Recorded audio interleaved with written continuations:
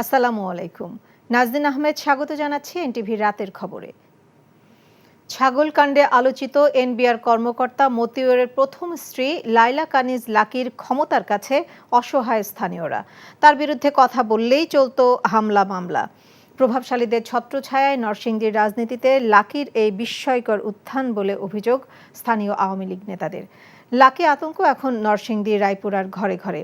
নরসিংদীর বিশ্বজিৎ সাহাকে নিয়ে রনি রায়হানের ক্যামেরায় জুনায়েদ আল হাবিবের রিপোর্ট। আমার জমি হেন আছে এই নয় মাথাটা পড়ছে এই লেগে টাকা পয়সা দিছে আপনাদের কোনো? না ম্যাডামের যেটা মন চাইছে এটাই করছে। আমরা তো ম্যাডামের কথা কইতে পারি। ছাগলকাণ্ডে আলোচিত এনবিআর কর্মকর্তা মতিউরের প্রথম স্ত্রী লাইলা কানিজ লাকির ক্ষমতার দাপটের কাছে অসহায় এরা।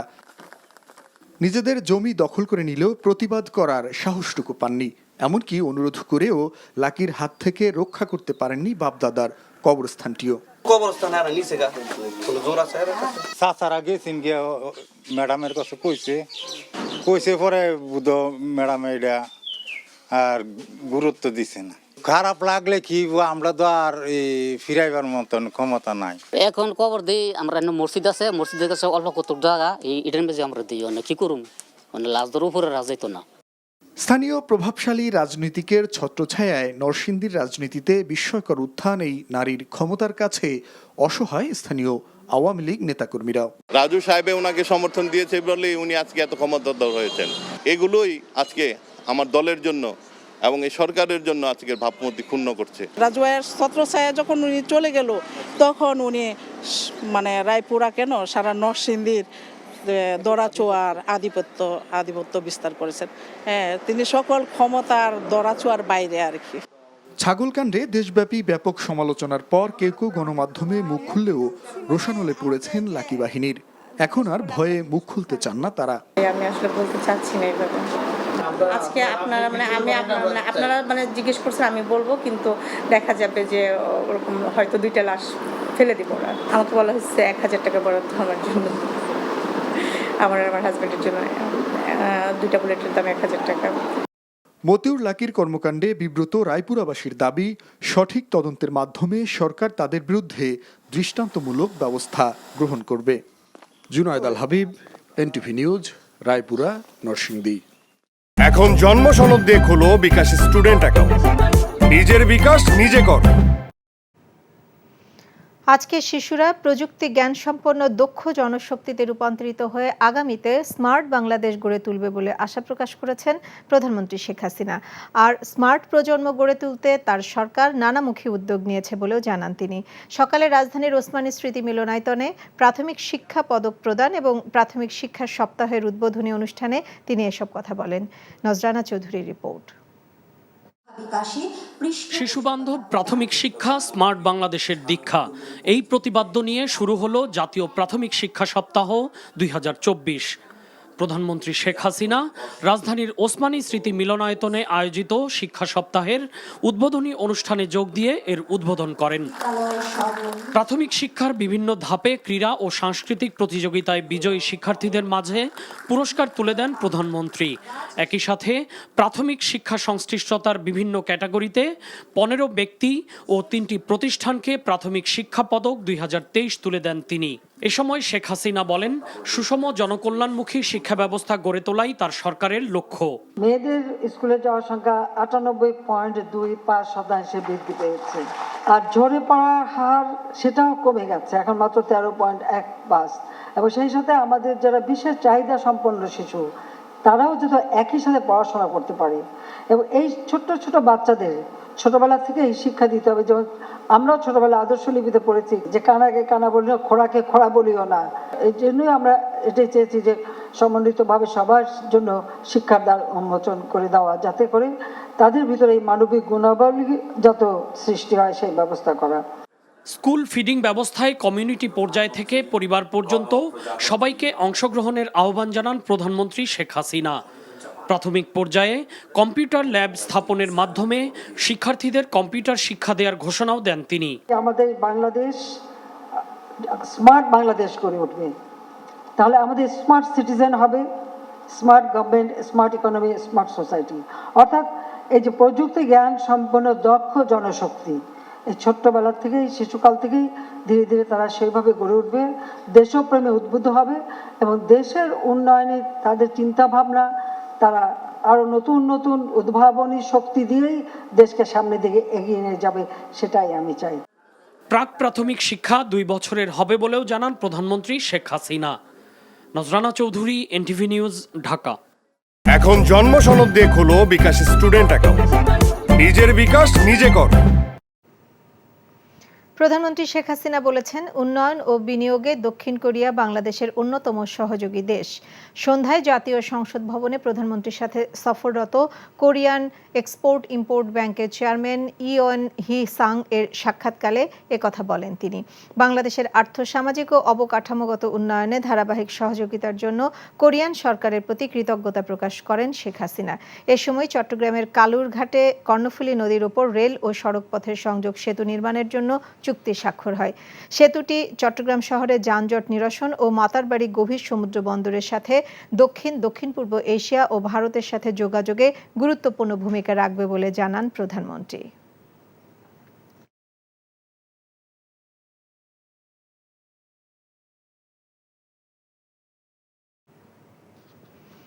পদ্মা সেতু নির্মাণের জন্য নেয়া ঋণের সপ্তম ও অষ্টম কিস্তির মোট 314 কোটি 64 লাখ টাকার চেক হস্তান্তর করেছে সেতু কর্তৃপক্ষ।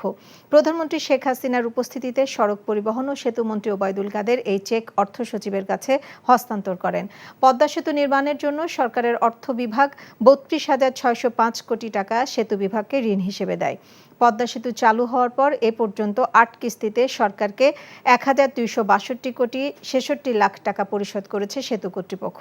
এ সময়ে পদ্মা সেতু থেকে 1,653 কোটি 71 লাখ টাকা টোল আদায় করা হয়েছে এবং তা থেকে ভ্যাট হিসেবে 224 কোটি টাকা সরকারকে রাজস্ব দেওয়া হয়েছে।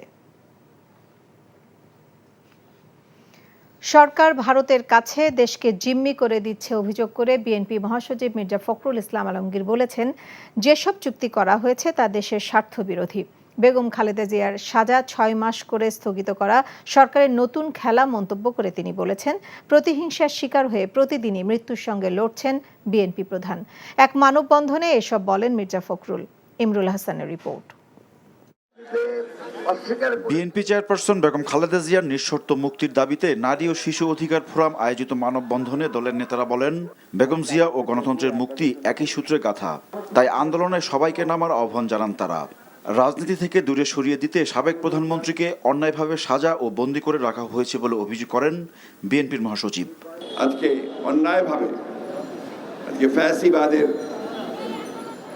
আগ্রাসনের শিকার হয়ে অত্যাচার নির্যাতনের মধ্যে প্রতিদিনই তাকে মৃত্যুর সঙ্গে লড়তে হয়। 6 মাস করে সাজা স্থগিত করছে, তার মানে সাজা কিন্তু কমছে না, সেই সাজা আবার যুক্ত হবে ভবিষ্যতে যখন তাদের প্রয়োজন হবে। এটা কার একটা খেলা, অর্থাৎ আরো বেশি দীর্ঘায়িত করা হবে। ভারত থেকে প্রধানমন্ত্রী কিছুই আনতে পারেননি মন্তব্য করে মির্জা ফখরুল অভিযোগ করেন, ক্ষমতায় থাকার জন্য দেশের স্বার্থ বিকিয়ে দিচ্ছে আওয়ামী লীগ। বাংলাদেশে এখন যারা শাসন করছে এরা বাংলাদেশকে বিক্রি করে দিচ্ছে। যে সমস্ত চুক্তি করা হচ্ছে, সমঝোতা করা হচ্ছে, সেটা পুরোটাই বাংলাদেশের পক্ষে নয়। কি এনেছেন আপনারা এবার ভারত থেকে সফর করে? পানির কথা কোথাও নেই। উপরন্তু যে কথাটা আছে সেটা আরো ভয়াবহ। হচ্ছে যে তারা তিস্তা চুক্তির জন্য ভারত প্রকল্পের জন্য ভারত প্রস্তাব দিয়েছে।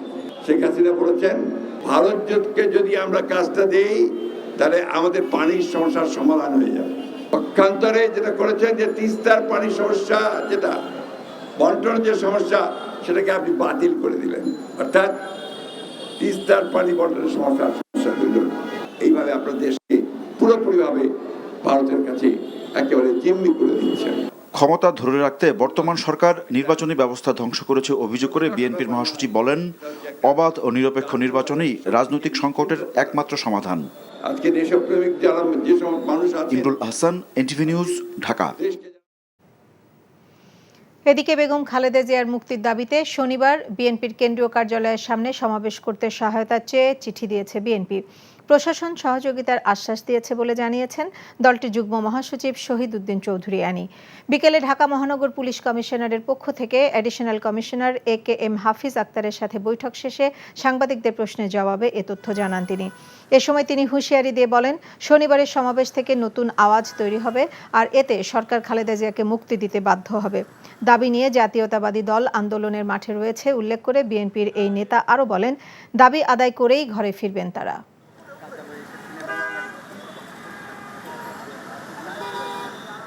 প্রশাসন আমাদেরকে সহযোগিতা করার আশ্বাস দিয়েছেন এবং আমাদের দলের ঢাকা সিটিতে আশেপাশে যারা রয়েছেন সবাই সেই সবাই অংশগ্রহণ করবেন এবং মিছিলের নগরীতে পরিণত হবে। এই আওয়াজ থেকে, এই সমাবেশ থেকে নতুন আওয়াজ তৈরি হবে এবং দেশনেত্রী বেগম খালেদা জিয়ার মুক্তি দিতে বাধ্য হবে এই সরকার। ডিএমপির সাবেক কমিশনার আসাদুজ্জামান মিয়ার বিরুদ্ধে ওঠা অবৈধ সম্পদ অর্জনের অভিযোগ অনুসন্ধান করতে দুর্নীতি দমন কমিশনকে চিঠি দিয়েছেন হাইকোর্টের আইনজীবী সালাউদ্দিন রেগান। চিঠিতে তিনি উল্লেখ করেছেন, সম্প্রতি আসাদুজ্জামান মিয়ার বিপুল সম্পত্তি নিয়ে জাতীয় দৈনিকে প্রতিবেদন প্রকাশিত হয়েছে। তারপরও দুদক তা অনুসন্ধানে কোনো পদক্ষেপ নেয়নি, যা দুদকের নিষ্ক্রিয়তা প্রকাশ করে। পত্রিকায় প্রকাশিত এসব রিপোর্ট আইন শৃঙ্খলা রক্ষাকারী বাহিনীর প্রতি জনগণের আস্থা বিশ্বাস ক্ষুণ্ণ করে এবং জনমনে বিভ্রান্তি সৃষ্টি করে। তাই এ বিষয়ে দুদককে অনুসন্ধানে অনুরোধ জানানো হয়। এদিকে সাবেক আইজিপি বেনজির আহমেদের রূপগঞ্জ, গুলশান, বাড্ডা, আদাবর ও বান্দরবানের জব্দকৃত সম্পত্তি রক্ষণাবেক্ষণের জন্য তত্ত্বাবধায়ক নিয়োগের নির্দেশ দিয়েছে আদালত। 100 কোটি টাকা ছাড়িয়েছে আওয়ামী লীগের দলীয় ফান্ড। মোট 21টি ব্যাংক হিসেবে এই টাকা জমা আছে ক্ষমতাসীন এই দলটির। দলের কোষাধ্যক্ষ আশিকুর রহমানের নেতৃত্বে 4 সদস্যের প্রতিনিধি দল নির্বাচনে কমিশন সচিবালয়ে ইসি সচিব শফিউল আজিমের কাছে 2023 পঞ্জিকা বছরের আয় ব্যয়ের হিসাব জমা দেয় দলটি। হিসাব বিশ্লেষণ করে দেখা যায় 2022 সালের তুলনায় 23 সালে আয় এবং ব্যয় দুটোই বেড়েছে। 2023 সালে দলটির ব্যয় হয়েছে 9,87,36,000 টাকা, যেখানে 2022 সালে ব্যয় ছিল 7,86,84,000 টাকা। 2023 সালে আয় হয়েছে 27,14,45,000 টাকা। এর আগের বছরের আয় ছিল 10,71,35,000 টাকা। বছর শেষে ব্যাংকে জমা ছিল 90,55,31,000 টাকা, যা বর্তমানে 100 কোটি টাকা ছাড়িয়েছে আওয়ামী লীগের দলীয় ফান্ডের জমা। 23 সালে 27,14,35,000 টাকা আয় আর ব্যয় হলো গত বছর 9,37,36,000 টাকা। বছর শুরুতে ব্যাংকে এখন জমা যেটা আছে এই বছর শুরুতে 73,27,54,000 টাকা। গত বছরের উদ্বৃত্ত হলো 17,27,09,000 টাকা। এ দুটো যোগফল করলে 90,55,31,000 টাকা। তারপরে 6 মাসের মধ্যে ইনকাম বেড়েছে, এখন আমরা 100 কোটি ক্রস করে গেছি। পররাষ্ট্রমন্ত্রী ডক্টর হাসান মাহমুদ বলেছেন, প্রধানমন্ত্রীর চীন সফর খুবই তাৎপর্যপূর্ণ, কারণ সেই সফরে রোহিঙ্গা প্রত্যাবাসন সহ অনেক গুরুত্বপূর্ণ প্রকল্প নিয়ে আলোচনা হবে। দুপুরে পররাষ্ট্র মন্ত্রণালয়ের সভাকক্ষে হাইয়ার এডুকেশন ইন বাংলাদেশ ও আমি প্রীতিলতা বইয়ের মোড়ক উন্মোচন অনুষ্ঠানে সাংবাদিকদের প্রশ্নের জবাবে তিনি এসব কথা বলেন। তিস্তা প্রকল্পে ভারত নাকি চীনের সহায়তায় গ্রহণ করা হবে এমন প্রশ্নে মন্ত্রী বলেন, বাংলাদেশের প্রয়োজন অনুযায়ী ভারত সহায়তা করলে সেটাই ভালো হবে।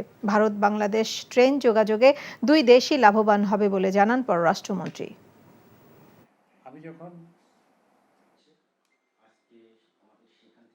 ভারত বিশ্বস্ত বন্ধু, চীনের সাথে আমাদের সম্পর্কটা অত্যন্ত গুরুত্বপূর্ণ। তা আমরা যে সবার সাথে ব্যালেন্স করে আমাদের কূটনৈতিক তৎপরতা চালাতে পারছি, সেটির একটা বহিঃপ্রকাশ হচ্ছে মাননীয় প্রধানমন্ত্রী ভারত থেকে আসার পর চীনে যাচ্ছেন এবং চীন সফরটি অত্যন্ত গুরুত্বপূর্ণ। চীনে অনেকগুলো প্রকল্প নিয়ে আলোচনা হবে এবং আমি মনে করি মাননীয় প্রধানমন্ত্রীর এই চীন সফরের মাধ্যমে দুই দেশের বন্ধুত্বপূর্ণ সম্পর্ক আরও দৃঢ় হবে।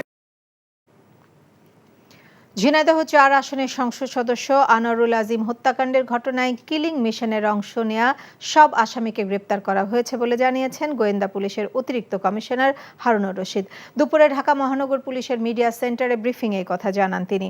তবে চাঞ্চল্যকর ওই হত্যাকাণ্ডের মূল পরিকল্পনাকারী তথা মাস্টারমাইন্ড আখতারুজ্জামান শাহীন এখনও রয়েছেন ধরাছোঁয়ার বাইরে, কারণ ওই খুনি এখন অবস্থান করছেন দেশের বাইরে, এমনটাও জানিয়েছেন ডিবি প্রধান। কী কারণে সংসদ সদস্য আনোয়ারুল আজিমকে খুন করা হয়েছে তা এখনো অজানা পুলিশের কাছে। তবে হত্যার পেছনে রাজনীতি, ব্যবসা না ব্যক্তিগত দ্বন্দ্ব রয়েছে তা খতিয়ে দেখা হচ্ছে বলেও জানান ডিবি প্রধান। এদিকে চট্টগ্রামের সীতাকুণ্ড থেকে গ্রেপ্তার হওয়া 2 আসামি ফয়সাল ও মুস্তাফিজকে বৃহস্পতিবার 6 দিনের রিমান্ড মঞ্জুর করেছেন আদালত। 3 ঘন্টা পর ঢাকার সঙ্গে উত্তরবঙ্গের ট্রেন চলাচল স্বাভাবিক হয়েছে। এর আগে গাজীপুরে কুড়িগ্রাম এক্সপ্রেসের বিকল ইঞ্জিন সরিয়ে নিয়ে নতুন ইঞ্জিন লাগানো হয়। Joydebpur railway station master Hanif Ali জানান, কুড়িগ্রাম থেকে ঢাকাগামী কুড়িগ্রাম এক্সপ্রেস বিকেলে টাঙ্গাইলের মির্জাপুর পার হয়। কিছু দূর যাওয়ার পর মির্জাপুর রেল স্টেশন ও কালিয়াকৈর হাইটেক রেলওয়ে স্টেশনের মাঝামাঝি এলাকায় ট্রেনটির ইঞ্জিন বিকল হয়ে যায়। পরে ঢাকা থেকে বিকল্প ইঞ্জিন ঘটনাস্থলে পাঠানো হয়। ট্রেনে সচল ইঞ্জিন লাগানো হলে সন্ধ্যায় কুড়িগ্রাম এক্সপ্রেস ঢাকার উদ্দেশ্যে ছেড়ে যায়। স্বাভাবিক হয় উত্তরবঙ্গের সঙ্গে রাজধানীর ট্রেন চলাচল।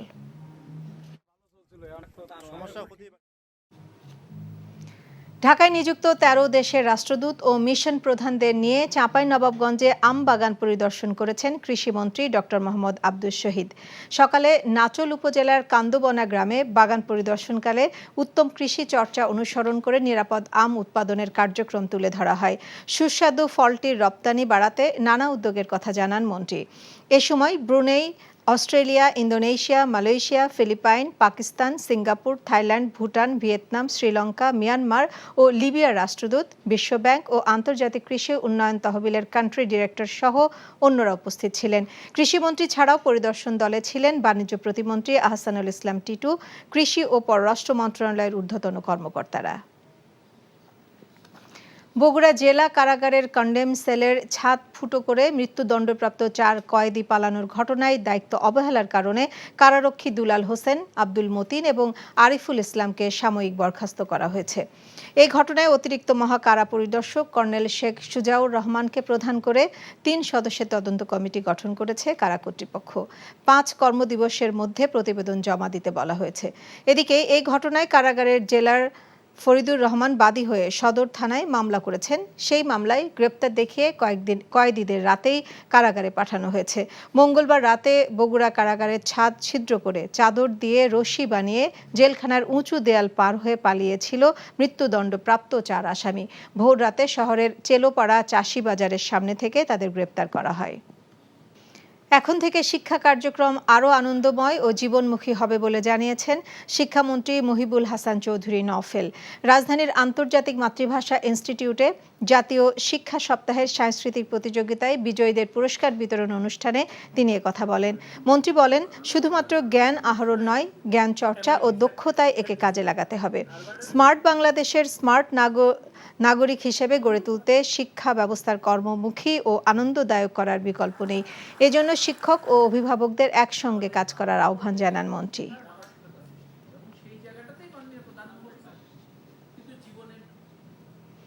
টেকসই উন্নয়ন লক্ষ্যমাত্রা অর্জনে সরকারের সকল পরিকল্পনায় এসডিজির লক্ষ্যমাত্রা অন্তর্ভুক্ত করা হয়েছে। একথা জানিয়ে তথ্য ও সম্প্রচার প্রতিমন্ত্রী মোহাম্মদ এ আরাফাত বলেছেন, এমন সিদ্ধান্তই প্রমাণ করে সরকার অন্তর্ভুক্তিমূলক উন্নয়নে প্রতিশ্রুতিবদ্ধ। রাজধানীর একটি হোটেলে প্রধানমন্ত্রীর কার্যালয়ের এসডিজি বিষয়ক ইউনিট ও ইউএনওপিএস এর যৌথ আয়োজনে এক অনুষ্ঠানে তিনি একথা বলেন। টেকসই উন্নয়ন অভিষ্ট লক্ষ্যমাত্রা সম্পর্কিত প্রথম জাতীয় কমিউনিকেশন স্ট্র্যাটেজি এবং অ্যাকশন প্ল্যান 2024-2030 এর চূড়ান্ত খসড়া উপস্থাপন করা হয় অনুষ্ঠানে।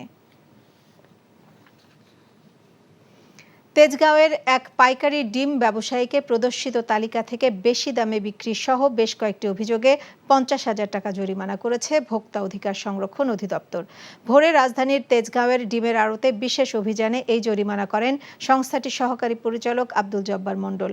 অভিযান শেষে গণমাধ্যমকে তিনি বলেন, বাজার অস্থির করার দায়ে তথ্য প্রমাণের ভিত্তিতে ডিম ব্যবসায়ী আমানতুল্লাহকে জরিমানা করা হয়েছে। ভোক্তা অধিকার জানায়, দীর্ঘদিন ধরে কিছু অসাধু ব্যবসায়ী পারস্পরিক যোগসাজশে মোবাইলে SMS এর মাধ্যমে বাজার দর নির্ধারণ করে আসছে, যা আইনত দণ্ডনীয়। ডিমের বাজার স্বাভাবিক করতে অভিযান অব্যাহত থাকবে বলে জানায় সংস্থাটি।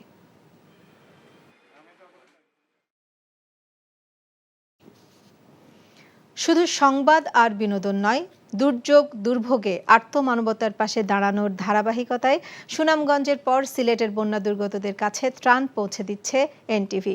আজ সিলেটের গোয়াইনঘাট ও কোম্পানিগঞ্জে পানিবন্দী 2 শতাধিক পরিবারের হাতে ত্রাণ সহায়তা তুলে দেওয়া হয়। সিলেট থেকে আনিস রহমানের ক্যামেরায় আরও জানাচ্ছেন সজল ছত্রী। সুনামগঞ্জের পর এবার সিলেটের পথে বন্যা দুর্গতদের জন্য এনটিভির ত্রাণ সহায়তা। 1 মাসে 2 দফায় বন্যার কবলে পড়া সিলেটে দুর্যোগ যেন পিছু ছাড়ছে না। ক্ষতিগ্রস্ত হয়েছেন 10 লক্ষাধিক মানুষ। ঢলের পানি নামতে শুরু করায় আশ্রয়কেন্দ্র থেকে পানিবন্দী বসতঘরে ফেরা দুর্গতদের খাবারের জন্য নির্ভর করতে হচ্ছে অন্যের সহায়তার উপর। বন্যায় বিপর্যস্ত সিলেটের গোয়াইনঘাট ও কোম্পানিগঞ্জ উপজেলার বানভাসী এমন 2 শতাধিক পরিবারের কাছে ত্রাণ সহায়তা পৌঁছে দেয় এনটিভি। ওখানে আপনার দিশন যেন গুনটা নিয়ে খাইমু আল্লাহ আর আপনার তো লাগে নামাজ পড়ি দোয়া করতাম। বন্যার সময় আমরা তো খানিবনি বড় অসহায় আসলাম, এখন তো বর্তমানে এনটিভি ইনশাআল্লাহ আমরা বাড়িতে নিয়ে পৌঁছে দিছ ইনশাআল্লাহ। এনটিভি চেয়ারম্যানে দিছন আমরা খাজিয়া খুশি বাচ্চাকে দোয়া করা যে সাহায্য করছেন, এই সাহায্য আমরা পাইয়া অনেক খুশি হয়েছি। আমরা তাকে বালা হরকুয়া এখনো পর্যন্ত আমাদের গোয়াইনঘাট উপজেলায় শুধুমাত্র এই গণমাধ্যমের মধ্য থেকে এনটিভির পক্ষ থেকে এখানে আজকে ত্রাণ সামগ্রী নিয়ে আসার জন্য এখানে ধন্যবাদ জানাচ্ছি। দুর্গত এলাকায় সরকারি ত্রাণ তৎপরতা চললেও প্রয়োজনের তুলনায় তা অপর্যাপ্ত। 2022 সালের বন্যা সকল প্রাকৃতিক দুর্যোগের সময় আমরা এনটিভিকে আমাদের পাশে পাই, দুর্গত মানুষের পাশে পাই। এই জন্য আমি কোম্পানিগঞ্জ উপজেলাবাসীর পক্ষ থেকে আমি এনটিভিকে ধন্যবাদ এবং কৃতজ্ঞতা জানাচ্ছি। সময়ের সাথে আগামীর পথে স্লোগান নিয়ে যে এনটিভির যাত্রা শুরু হয়েছিল, এটাও কিন্তু সময়ের সাথে এনটিভি এখনও আছে। যেমন এই সময়ে যে বন্যা আক্রান্ত মানুষ, সময়কে অ্যাড্রেস করে বন্যা আক্রান্ত মানুষের পাশে যে দাঁড়িয়েছে, এই জন্য আমার পক্ষ থেকে কৃতজ্ঞতা এবং ধন্যবাদ। সময়ের সাথে আগামীর পথে এই স্লোগান নিয়ে শুধু সংবাদ বা বিনোদন নয়, দুর্যোগময় পরিস্থিতিতে সবসময় দুর্গতদের পাশে থেকেছে এনটিভি, থাকবে আগামীতেও। সজল ছত্রী, এনটিভি নিউজ, সিলেট। আন্তর্জাতিক MSME দিবস 2024 উপলক্ষে এসএমই উদ্যোক্তাদের প্রশিক্ষণ কর্মসূচি নির্দেশিকা উদ্বোধন ও আলোচনা সভা করেছে এসএমই ফাউন্ডেশন এবং আন্তর্জাতিক শ্রম সংস্থা ILO। বিকেলে রাজধানীর একটি হোটেলে এই সভার আয়োজন করা হয়। অনুষ্ঠানে বক্তারা বাংলাদেশের অর্থনৈতিক উন্নয়নে এসএমই খাতের অবদান তুলে ধরেন। আলোচকরা বলেন, সরকারি প্রণোদনা বাড়াতে পারলে এবং উদ্যোক্তাদের প্রতিষ্ঠান চালুর বিভিন্ন পর্যায়ের হয়রানি বন্ধ হলে এই খাতে দেশ আরও এগিয়ে যাবে। এসএমই ফাউন্ডেশনের তথ্যানুযায়ী প্রত্যক্ষ ও পরোক্ষভাবে এসএমই খাতে দেশের 2.5 কোটি মানুষের কর্মসংস্থান রয়েছে।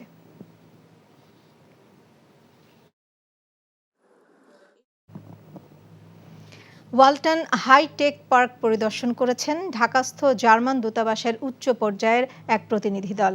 সকালে ঢাকায় নিযুক্ত জার্মানির ভারপ্রাপ্ত রাষ্ট্রদূত জ্যান রুলফ জেনস্কির নেতৃত্বে প্রতিনিধি দল গাজীপুরের চন্দ্রায় ওয়ালটন হাইটেক পার্ক পরিদর্শন করেন।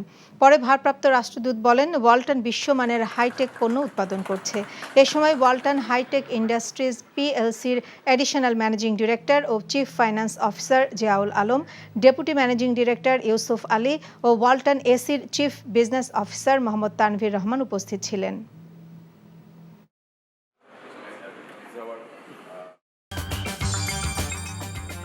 এই ছিল রাতের খবরে।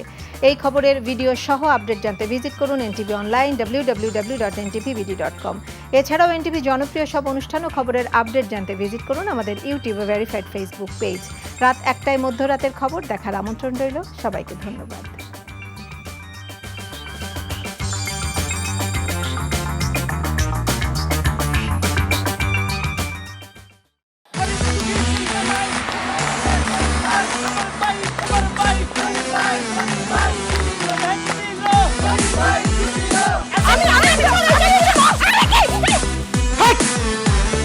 কি ধরনের আকাম করেছে জানো? সারা বিয়ে করলো 2 খান, কিন্তু ফেসবুকে রিপোর্ট করেছে 1 খান। মেজাজটা আমার তো হট হয়ে রয়েছে অনেক আগ থেকে। আমি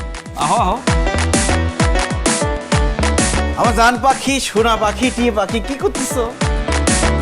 ফেসবুকে একটা পোস্টে অ্যাংরি রিঅ্যাকশন দিচ্ছিল, তো ডোন্ট টাচ মাই বডি। বড় বউয়ের প্রতি অনেকই বেশি না মায়া মহব্বত, যাও তারে গিয়া দেখাও, আমার কাছে আইছো কেলা? প্রথমে আমার ঘরে না এসে আমার চোখের সামনে দিয়ে গট গট করে ছোট বউয়ের রুমের মধ্যে চলে যাও কোন সাহসে? আমি ভাবছিলাম তুমি বড় বউ বড় বইনের মতো থাকবা, কিন্তু তুমি বাইরে হচ্ছ আস্তে একটা ডাইনি বুড়ি। আমি সাক্ষাৎ যাই না, তুমি শোনার ময়না পাখি। চুপ করো। ওরে খোদা, কান্না কাসুল। গুলশান বনানীর মায়েরা যেমন চুল কালার করে না, আমার তো মনে হইতেছে গনি মিয়া কোনো গুলশান বনানীর মডার্ন মাইয়া প্রেমে পড়ছে। আমি জীবনে বিয়া যদি করি একখান করবো দুইখান করবো না। তোর পিঠে আমার করবো। আরে কি করতেছ? আরে বাইরে করতে বাইরে, যা কইছি শুনো, গড়তে বাইরেও তুমি কি করতেছ তুমি? কোথায় যাচ্ছ স্বামী আমার? হ্যাঁ, তুমি ছাড়া মোর কোনো গতি নাই, তোমার ঘরে একটুখানি দাও ঠাই। দেখাই দিচ্ছে ছোট বউ তার আসল রূপ, নাগিনী সাপিনী। শুনছি ভালোবাসা টিকে থাকে বিশ্বাসের উপর, আমার উপর তোমাদের সেই বিশ্বাস ছিল, আজকে দেখতেছি আমার উপর আর কোনো বিশ্বাস নাই। যেহেতু বিশ্বাস নাই, তোমাদের সাথে থাকার কোনো ইচ্ছা আমার নাই।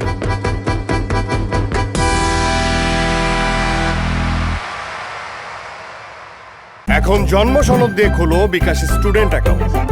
নিজের বিকাশ নিজে কর।